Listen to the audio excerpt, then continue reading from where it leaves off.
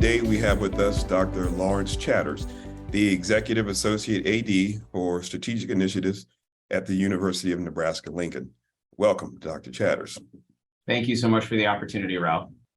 Hey, I feel like I was, doing a little research here yesterday and this morning before we talked, and I did see somewhere that when you're not doing your day job, that you are a DJ. So I felt like I should have had some intro music for you. I'm a pretty big Jay-Z fan. Allow me to reintroduce myself. So, that song, it's a really good one.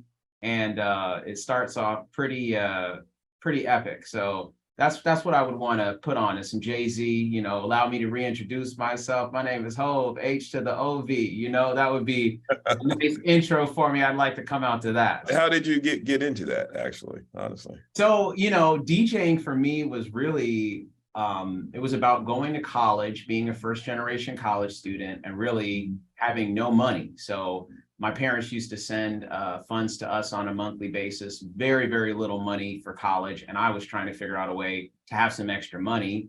And I actually had a pretty extensive CD collection back at the time. For those of you watching that don't know what a CD is, it's a compact disc, right? Right. And so, but I had a pretty extensive CD collection. And so I started making some little parties that I put together in the basement of my dorm. And then, when that got big enough, I needed to move the event to a larger place. So I approached a bar owner in the college town I lived in and said, hey, what do you think about me playing some music here on a Thursday night? And he said, well, yeah, that's a great idea. Do you have a crowd? Can you bring people down here? And so moved it to the bar, started DJing. That was the beginning of my career. And then I was basically making as much every week as my parents would send me monthly. And so that was a big surprise to me that you could make so much money doing something that you really enjoyed. And that's where my DJ career started. So, it really came from necessity. It came from me loving music. And I still do that to this day. I just absolutely love music. I love seeing people have a wonderful time. And, I can share my craft and my artistry with not only my student athletes, but also a lot of people when I get out there and, get to get on the ones and twos. No, that's awesome. I mean, gosh, you just gave me like two reminders just sitting there listening to you. I have two daughters that are in college now, and they don't ask for money, but I always just drop some money in their Venmo accounts every now and then. And I had told them I was going to send them something last week, and I didn't do it yet. So after we get off, I got to send them their money. But I'm really happy to see that. Yeah, so they'll appreciate that we talked today.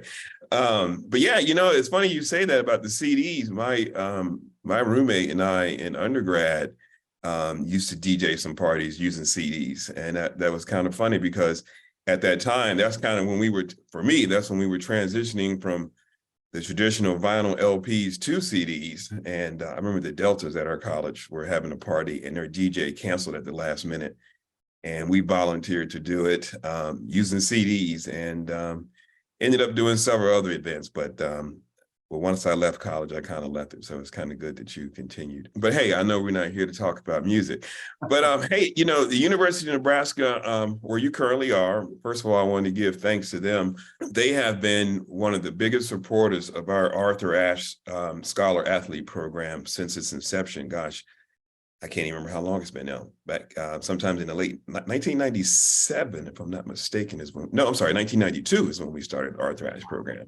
So I'm thinking here recently, I don't know if these guys are still working there or if you know them, Joanne Ross and Mike Neiman. They have been submitting the student athletes from Nebraska, over the years. And you guys have actually probably been one of probably top five, I would say, of institutions from the quantity of student athletes that you guys submit. And for those that aren't aware, the Arthur Ashe Awards started, by Diverse in 1992, where we honor student athletes of color that have achieved a cumulative GPA of 3.5 or higher, participated in an intercollegiate athletic sport, and also have a demonstrated record of service in the classroom, on the field, and in the community. So I want to thank you guys at Nebraska for what you guys are doing, because obviously you're putting out great student athletes. But Yeah, I mean, that is a great opportunity for our student athletes, and I'm very aware of that award, as I usually get an opportunity to see the folks who we're nominating from here. And so Joanne works across campus now. She's not in athletics anymore, but she did work in athletics for many years, and Mike Neiman has as well. And we have a wonderful team of people over here that make sure they put those student athletes forward. So thank you for that opportunity to even name them to that, and for what you all provide for us. yeah, no, thank you guys. And so if they aren't aware, nominations are out. We're taking them until next week. So hopefully, I haven't seen the list, so I assume you guys are in, but if not, you can drop a bug in somebody's ear.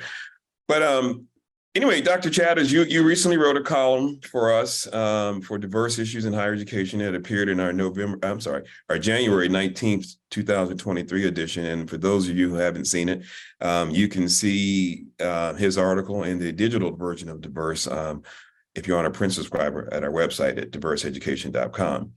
But, the first thing that kind of grabbed me about your column was your title. When you say you are enough, what does that mean? So that's a great question. Let me just give you a little background on You Are Enough. My personal journey into the space of education, into the space of becoming a psychologist, has involved a significant amounts of twists and turns. And when I say that, I mean just from an overall perspective of my life, being born with albinism and also being born with a disability, being born legally blind.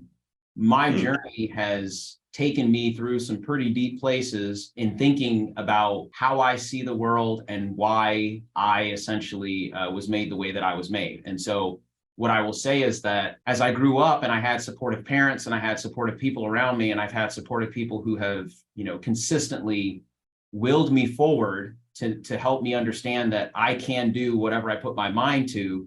Those are the three words that consistently come back to me, is that you are enough. Like, you don't have to look without to figure out how you're going to get through some of the challenging things that you need to get through. You are enough. You have all of the tools that you need to navigate the storm. And so in these trying times, under the significant amount of stress I think that we're all experiencing, especially folks that are in certain industries and areas, and I see that with our student athletes as well, I consistently have to tell them, honestly, you are enough. You have the capability to get yourself through these challenging times. You have the will, the confidence, the self-esteem. It's all in there. You may have to discover it. And that discovery does come through interacting with other people. That discovery comes through success in certain things and building your self-efficacy. But you are enough. And there's so many things in life that tell us that we're not enough. That's what I ran into a lot when I was growing up, where I had limitations. I always felt like, gosh, I'm not worthwhile of this opportunity, or I'm not able to do something. I consistently had supportive people who would tell me, no, you are enough. You have all these abilities and you can make this happen. So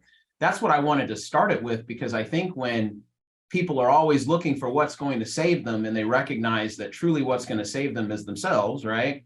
It's a different perspective. And so it's really just kind of starting that out and grabbing people's attention with this idea that you have everything you need. You just have to discover it. No, that's very true and actually profound. And it's good that you had the self-realization to get to that point. But a lot of people don't. They don't have the support systems, the inner will, and all that kind of stuff. Even though in this case, we're talking about athletes, these people are able to perform at such a high level, and I think we put them on a pedestal, but forget that they're human too. So that's kind of, what we want to kind of delve into is the mental health issues that a lot of student athletes face. I would say, K-12, college, and when they're professional. So why do you think addressing mental health has been so hidden for so long and is just now starting to get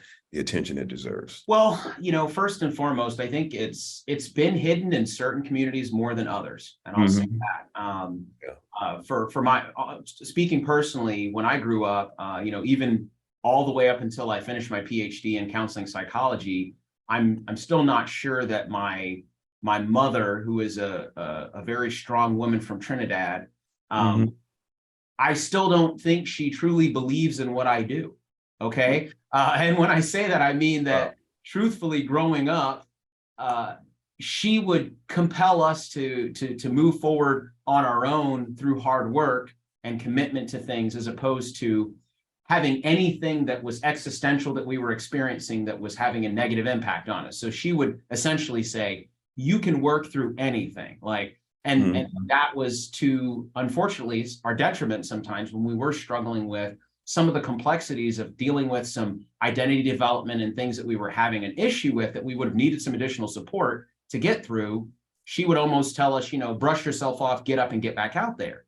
And so what I'm saying there is that, there are some populations, amongst men, I would say there has not necessarily been a focus on mental health for an extended period of time. It's always been this idea of toughness, like you can get through this, you just have to work harder. There's nothing wrong with you, keep going. There's also been some challenges within the Black community, of course, that I have, spoken extensively about, where they don't necessarily see the current mental health system as an area that can specifically help them. That's for a number of reasons. It's from the stigma of mental health challenges within the community. It's from the lack of people of color in the space to provide culturally competent support for them.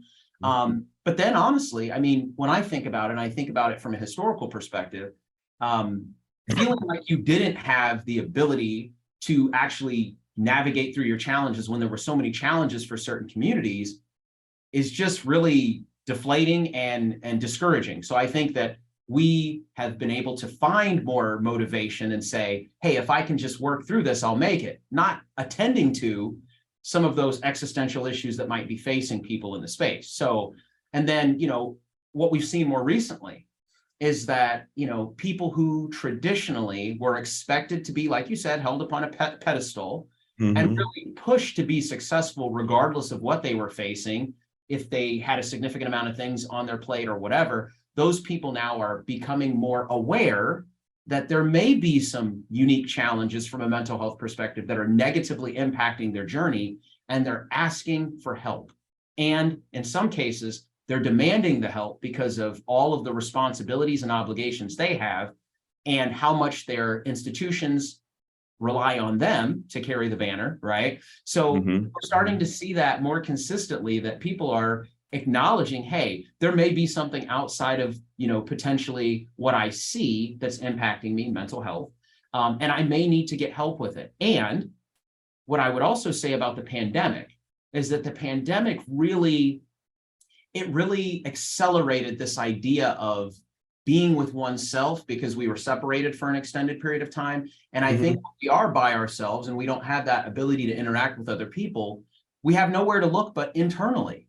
And I think as people started to look internally and acknowledge that the isolation was causing them some challenges, all of a sudden this whole idea of mental health and mental wellness really was accelerated again. And so there's been a number of factors that have had an impact on people's desire to look internally and say, how can I get some support with this? And I'd say that the stigma has reduced, okay? And that's an important thing to point out here, because we do see some people in spaces of pro sports coming out and saying, hey, I do have some mental health challenges and I'm going to get support for those things. As a matter of fact, I'm not going to compete until I get support for those things.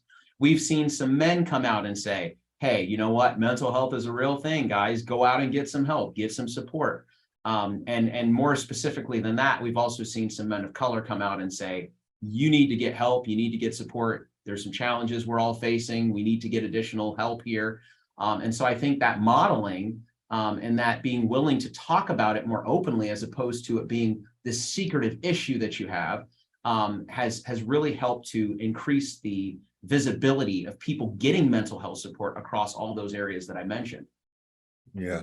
It's funny you say gosh, you hit on a lot there, and there's a lot to unpack, and definitely some things you mentioned that I wanted to get back to later in the conversation, in particular around the pandemic and professional athletes. But I'm thinking about that secret that how you just stated it. And I think about myself of seeing a psychiatrist or a therapist, et cetera. Honestly, I would say K through 12, even through college, I didn't even know what that was. My lens on someone getting therapy, you were at the level that you were like someone that was in like One Flew Over the Cuckoo's Nest, if you will. You know what I mean? Yeah.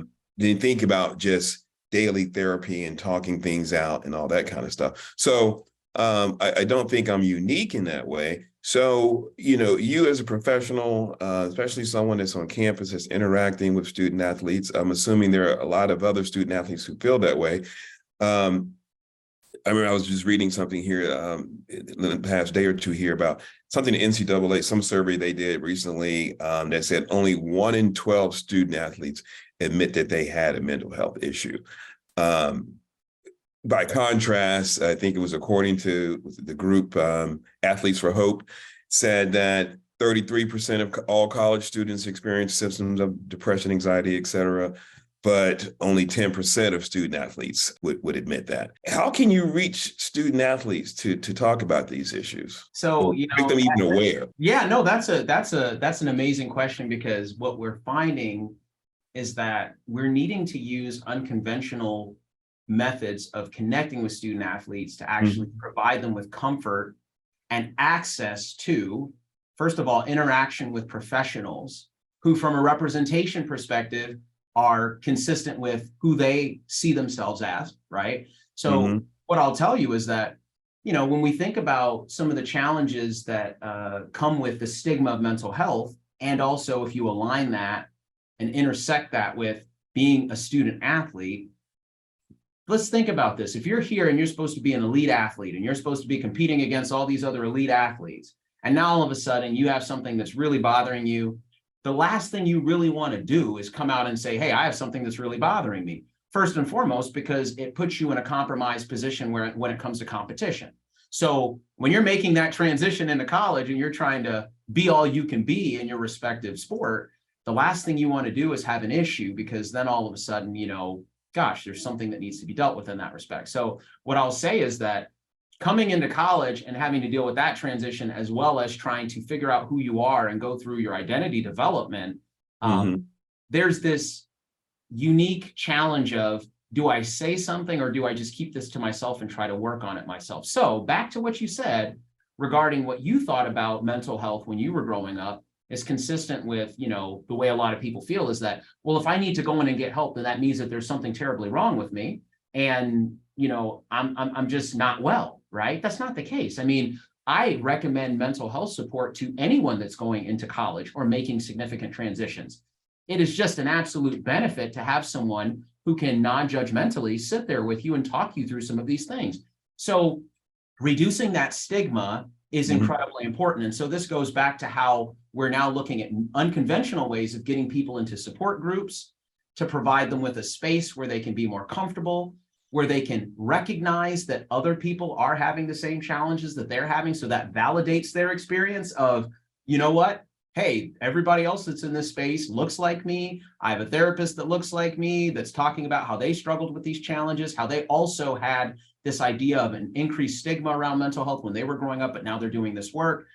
And that then creates more of an opening for these student athletes to see getting this support as normal as opposed to abnormal.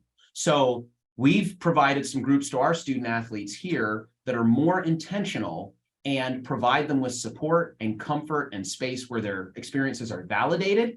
And that helps. So just imagine if you get pulled as you're into college, you know, going through your experience, and now all of a sudden there's a group specifically for, you know, men who are similar to you, and everybody's getting together and they're like, yeah, you know, I kind of miss, you know, my mom's home cooking. I kind of miss being back in the community. I miss my barbershop. Now all of a sudden you're like, okay, you know, honestly, I don't think there's anything wrong with me. I think this is just a part of the experience of moving to a new place, having to acclimate to a new space from a cultural perspective, from a academic perspective, and specifically for our student athletes from an athletic perspective.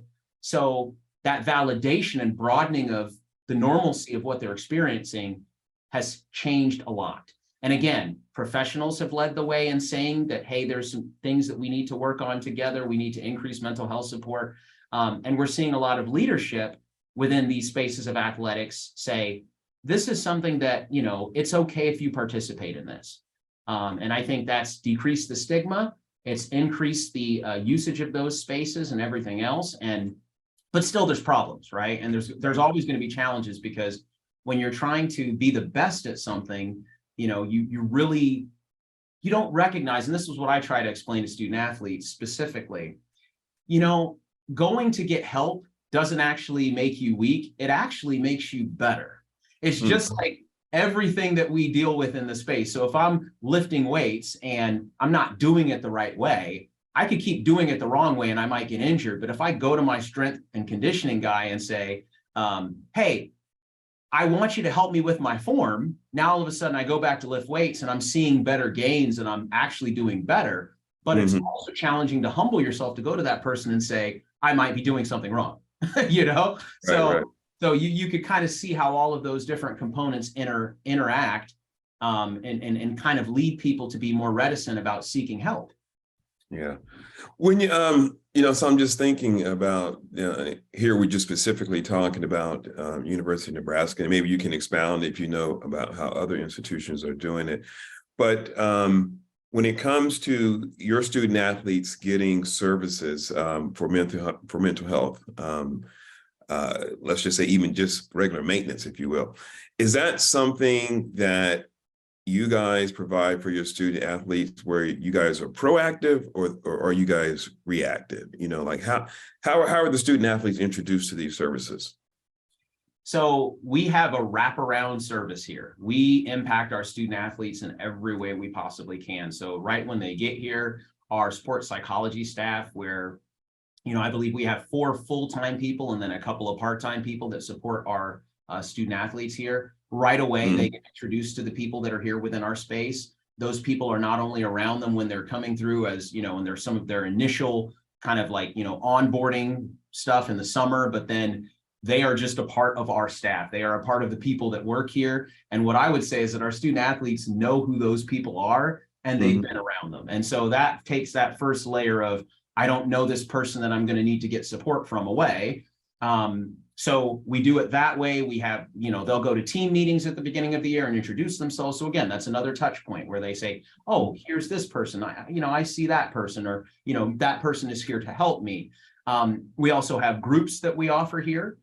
We offer individual work that we do with our student athletes. We offer workshops as well. So again, it's a full wraparound service. I mean, you would see our staff here interacting with our student athletes in so many positive ways that when it does come time for them to step into that space and get support, they actually feel more comfortable stepping into that space because they've seen these people in other capacities. They've seen them in the training table. They've seen them at practice. They've seen them doing workshops. I mean, it's really an amazing approach to helping break down those barriers and actually reduce the stigma of getting support. Not laughing at what you're saying. I'm sitting here chuckling because I'm not sure if did you watch the I think it was Apple TV show, Ted Lasso? Did you watch that? My wife watched that show. She really loves it. She's talked about the sports psychologist in that show, but I haven't seen it. I haven't seen it, but I'm sure that sports psychologist, what people see about that individual is that I think it's a woman. She's just everywhere, right? She's consistently connecting with them. And really that's the approach that we have here as well. Our sports psychologists are amazing. They do great work. They really provide on-demand service, right? And so some places where you might traditionally not see a psychologist, you are going to see our sports psychologists in those spaces, providing the ultimate support and comfort for our student athletes. So. No, I mean, how you described what you guys were doing, you nailed it as far as how they portrayed it on that show. It's literally fresh in my mind because I just binge watched the first 2 seasons of it last week. So yeah, I mean, and the thing of it was also interesting, not to delve too far into this, but their psychologist was an African-American woman. I shouldn't say African-Americans, they were in England, but she was of African descent. And half the players on the team were of African descent. So your point about seeing someone like you, helps you. But her, she was at practice, she was at lunch, everywhere. So no, talk about life imitating art. I definitely just saw that. So yes. And so what I will also say is that there are a number of universities, and I did my internship at the university here in our counseling and psychological services. And some of the things that they try to do from a student affairs perspective as a mental health professional is have more of that student facing opportunity to do outreach and interaction so that when it is time to make that appointment, this person is someone who maybe you've seen in passing. Maybe they've come out and done a presentation on the services on campus. When I was VP for student affairs, I really pushed to get my mental health person out into the campus community so that people didn't think of it as this, like you said, this secretive place that you go that nobody wants to talk about. It was like, oh no, that's so-and-so. I know her. I've seen her at an outreach presentation. She actually came to my game. You know, there were a lot of different ways that we made them feel more comfortable to seek out help because, again, it wasn't this secretive thing. It was, that's a person that's in our community. Yeah. You know, I think, you know, at least I'm thinking, when it comes to mental health issues, there, you know, the anxiety and things like that, that people have already come to campus with, right? You know, what other types of pressures of just being a student athlete are now being added on top of what may already been pre-existing in some of these student athletes, you know, such as, you know, the pressure to win. I was just reading this article yesterday about high school kids, you know, especially those 3, 4, and 5-star athletes being recruited in basketball and football, how now they all of a sudden are under all this pressure with NIL money, you know, and everything that comes with that. So how do you guys deal with those types of issues? Yeah, so there are a number of challenges that face our student athletes in this day and age. And I'll speak more broadly here just to say that, I mean, NIL has really changed quite a bit. And when you think about being in a position of amateurism and then all of a sudden going to this perspective of, gosh, your talent, your skills, what you're capable of doing from an athletic perspective is now worth millions of dollars in a very short period of time, while not gaining any additional maturation in that process from just a general maturity perspective. So you're taking a 17, 18-year-old young woman or man and putting them through the ringer of making that transition into college, also making that transition into their, you know, a higher level of athletics. And in all of it, there's a significant amount of value to someone somewhere, right? So everybody's trying to, you know, say, well, gosh, I think your skill set or your talents are worth X or Y or Z. That is extremely stressful. I mean, for some of our folks from a professional perspective, I want you to just really think about this. If when you came out of high school and you went to college, you know, and again, this certainly happens sometimes when you have extremely bright people who are going to get scholarships to go on to extremely high-end schools and things like that, right? But imagine you're a senior in high school and someone's like, you know what, I think you have a significant amount of intellect. I want to give you this scholarship, and we're going to just pay you to come to our university, this extended amount of money, so you can bring your talents here, right? And how much more stressful that would just make the process of trying to determine which college you're going to go to.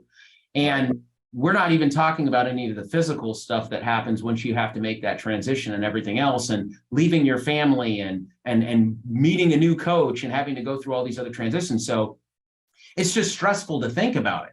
So imagine going through it. And I think our young people, you know, especially with things like social media, right? When you think about all those things that I just said about all these talents you have, how much money that may potentially be worth because of your stock or whatever the case might be. And now you have people at said school going after you on social media and saying very unkind things to you if you decide that you've committed one place and then another better deal comes up somewhere else, and so you commit somewhere else, and you're just a 17 or 18-year-old young woman or man, right? So, I mean, when you think about that pressure is just something that is a part of our landscape now within college athletics.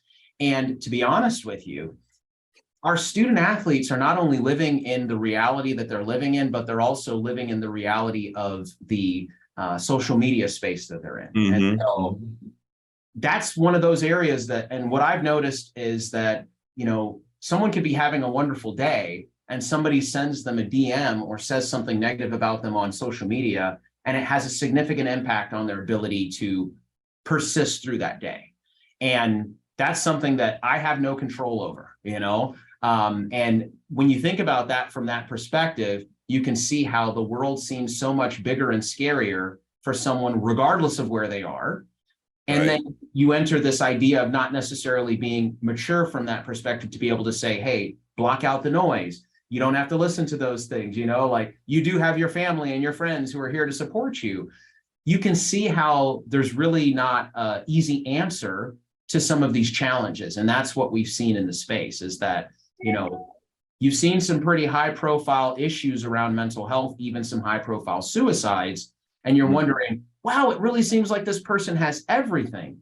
But you can't see all the different challenges that that person's experiencing, how they feel their decision is going to impact them, what their image is, if they may possibly be canceled. I mean, there's just so much of the unknown out there. It's really challenging to think through how a young person, even an older person, can deal with all that stress. That's a whole show, multiple shows in and of itself. But I was reading about this student athlete from California, quarterback, who had $13 million on the table, $11 million, all these different schools.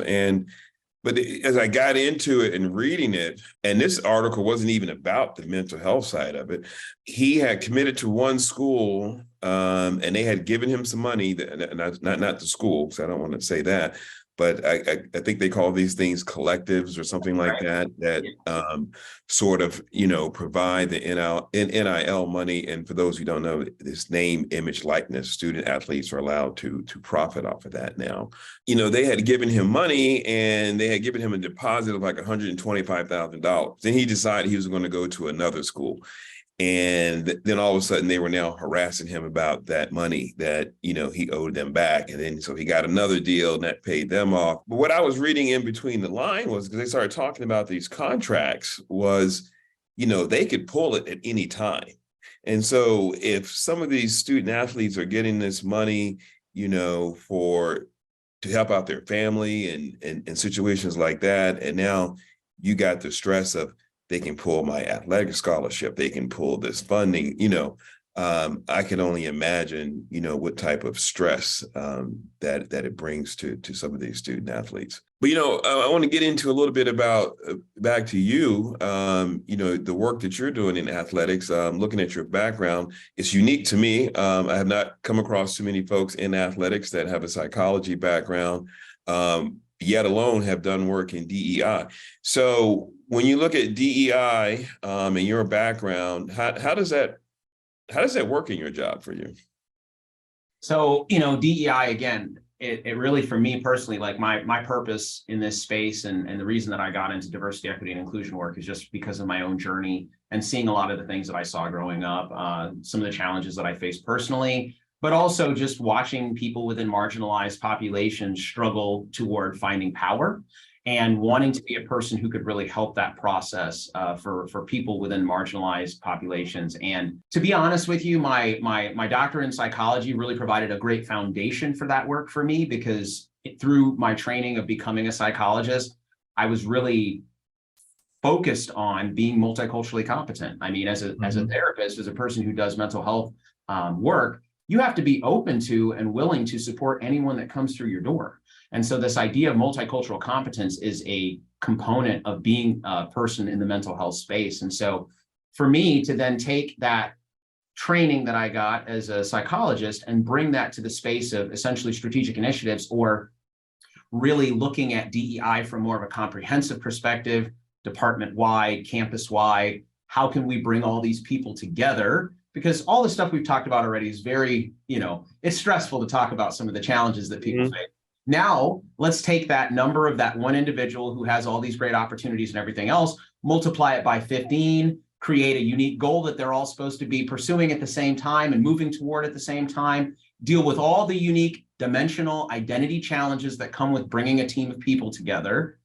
That's what's so exciting to me about DEI and athletics, is that we really have no choice but to try to do better in this space, because we all have goals and objectives. Our goals and objectives within athletics are to win and to provide a world-class student athlete experience for our student athletes. That includes making sure that they feel like they are accepted in this space within our athletic department, respected, celebrated, and that they feel like they belong here. And so that's not only our student athletes, but also our staff. So in my role, I've utilized my background as a psychologist to really bring that essence of really being multiculturally competent to our entire department. So that includes increasing awareness in our department, using education, so doing workshops in our space, different things like that, and engaging people, making sure that they know that they can get involved in the work and that the action component is the inclusion.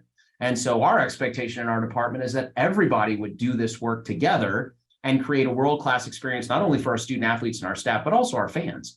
And so that's where it all ties together for me, is that we're all moving toward the goal of being an inclusive department through a number of the initiatives that we do, making sure that our student athletes and staff have unique opportunities to get together, to discuss these issues critically and intentionally. We just had our annual Diversity, Equity, and Inclusion Summit on Sunday and Monday of this past week. And I'll tell you what, we had 88% of our student athletes at that event.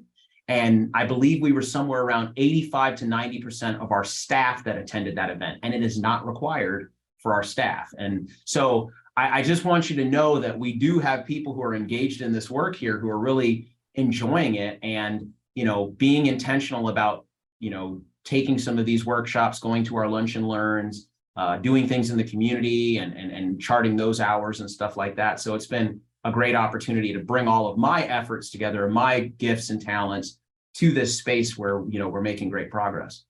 Yeah.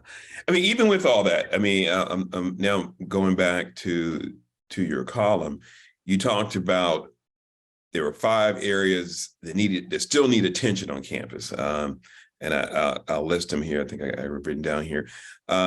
You had concerns about students and student athletes of color, gender equity, LGBTQIA support, international student athletes, and students with disabilities. When I was looking at that list, and I thought, man, the intersectionality of that, you actually could have a student athlete that can check all of those boxes. When you think about that, how are you guys addressing, or how do you see that those unique areas need to be addressed above and beyond everything else that we talked about? Yeah. So again, there's traditionally, I think what we're always going to be looking at is some of these issues that we're still dealing with in this day and age, just because of the historical context. And so the fact that there are still people who are struggling toward equity and trying to find their way and dealing with some of the gaps that are a result of some of the systematic things that have happened in our country, we acknowledge that. And so what I'll tell you is specifically on 3 of those areas, and I talked to you earlier about creating these intentional groups that are here for support. So we do have a Black Student Athlete Alliance here on campus that we just started. It is a group that is run by our sports psychology department, which provides our Black students and people who would like to participate in that space as well. Anyone can participate in that space, a space to come together and really talk about the issues that are facing them. We talk about current issues. We talk about just some unique challenges that they might be facing here in the department. And we bring staff and student athletes together to have those discussions. So that's something that we're doing intentionally to focus on that. We also have a group for our LGBTQIA plus student athletes. It's called Athlete Ally. That's supported by a national organization called Athlete Ally. That's something that we've recently started. Again, it is something that we get together on a monthly basis. Those student athletes come together and they talk about how we can keep moving things forward in that area within our department. So they help to inform the work that I'm doing, which is great. And then we also have a group for our international student athletes. Those are 3 ways we're really focused in on those areas. As far as gender equity is concerned, we are, of course, celebrating 50 years of Title IX this year, right? And so as much as people say that, we are really pushing ourselves forward as a department to do an analysis on the gender equity within our department, just from a purely numbers perspective, but then also opportunities, other things like that. We have an amazing SWA here, Senior Woman Administrator, for those who don't know what that distinction is, who's been doing some amazing work here, making sure that we are looking from a Title IX compliance perspective within athletics, which is a gender equity component, that we are doing what we need to do in that respect. So that's how we're focused on that. And the students with disabilities side, I just had a meeting yesterday with a professor from our special education department here at UNL. And as an athletic department, we are really trying to figure out ways that we can expand opportunities and access to people with disabilities within our department, and even people within our community. So a lot of different school systems across the country have gone to like a unified competition perspective where people with disabilities and people without disabilities compete together. We want to try to help create those opportunities within our athletic department, and we want to support our student athletes that may have disabilities, including mental health, unique challenges that they come to school with. We want to make sure that they can also persist, right? So if you think about it that way, like you said, what happens to that student who comes into this space who happens to be a person of color in the LGBTQI community, also have, some mental health challenges? Does that person also have the same opportunity to succeed in our athletic department as anyone else would, right? And to me, that's where that equity comes in. And I do believe that that student would be able to find community here. They would get the support that they needed, and they would have someone who could work with them intentionally to understand the intersectionality of the unique things that they face. And so that's another thing that really comes with having, psychological experience and expertise at the basis of all of this work from a DEI perspective. So that's really what I think, essentially we're able to have here at Nebraska, which has been amazing. Yeah, no, absolutely. Just going back to something we were talking about earlier, the pandemic, and when that obviously had a lot of mental health challenges I think across the board for everybody. You talk about being alone and all that kind of stuff. So, if there was a silver lining, let's just say, of the pandemic, and at the same time, we had the George Floyd issues going on. We had a lot of student athletes who found a voice, use their position on campus as a platform for change. What did you see positive that came out of those two, just big events, if you will, recently? Oh my goodness, that's a tough question.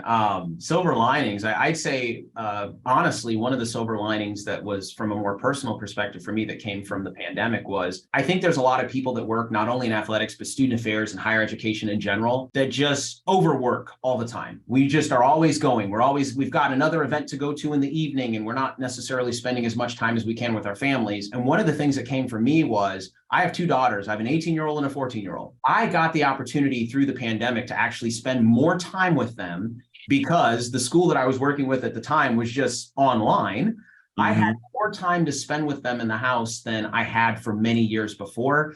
And it really helped me refocus on the importance of that time, not only in their lives as they were still developing, and growing up and everything, but it really helped me to refocus this idea of the importance of spending time together.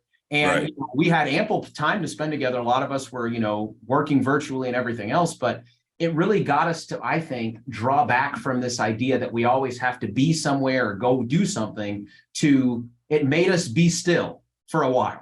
And I think for me, as a person who, is always doing something extra, like you said, working in my full-time job, DJing a little bit on the side, doing some philanthropic work, I actually had the opportunity to rediscover my daughters, and my oldest will go off to college next year. And so I am grateful for that. One of the other things I saw that came from the pandemic, Ralph, is that we also realized that we didn't all need to be sitting in the same space to have a meeting. Zoom took off, right? The way that you and I are meeting right now, we really, I think, from an accessibility perspective, for people who struggle to get transport from one place to the other, now all of a sudden we realize we can use this wonderful web that we have and get together. And, we may not have the same experience of being in person, but we can still get things done. That's another thing that came from that for me. And so I've really appreciated the opportunity to speak in different places and go around the United States and the world on Zoom. It's been very helpful because sometimes if you have challenges logistically, let's say from an accessibility perspective, you don't drive, right? But yet still you're being called to all these meetings and all these different types of places. Now you can be different places and sit in your office and go to those places. Now, as far as the George Floyd situation is concerned, with the recent situation that happened with Tyree Nichols and a lot of things that consistently go on. What I would say is that from being in the space for an extended period of time as a person in this DEI space and just constantly trying to be a champion for equity and justice, I would say that I can appreciate that George Floyd's life, one that was taken, far too soon and violently, led to a resurgence of focus on the inequities that people were experiencing. It did lead to that resurgence. It did lead to an activation, I think, of not only young people, but also, really a refocusing by a lot of corporate organizations to say, there are inequities. How are we helping these things? You saw funding move in that direction. You saw positions created, a lot of things. My position here, I believe, had something to do with that time frame because, again, our student athletes, said, hey, we need more support in this area. We need someone at a higher level and in this department to do this work. But what I would also say is that, you still see that there's a number of inequities that are out there. It didn't solve anything, but it certainly provided some new solutions and new energy to think of new solutions to the same problem. And so that's what I saw with that. But I also have acknowledged, and I talk a little bit about this, is this vicarious trauma that people are experiencing from these really tragic things that are happening in our society. That is also increasing that weight of mental health struggle on a lot of people. I know I feel it. I know a lot of other people I know that are in this space feel it. And that's why, again, encouraging, compelling people to take better care of themselves, seek mental health support if needed, and find community is so important during these times. Thank you so much. And, and honestly, I hope, something you've said, or maybe something I've said, who knows, resonates with somebody out there to seek the professional help that they need.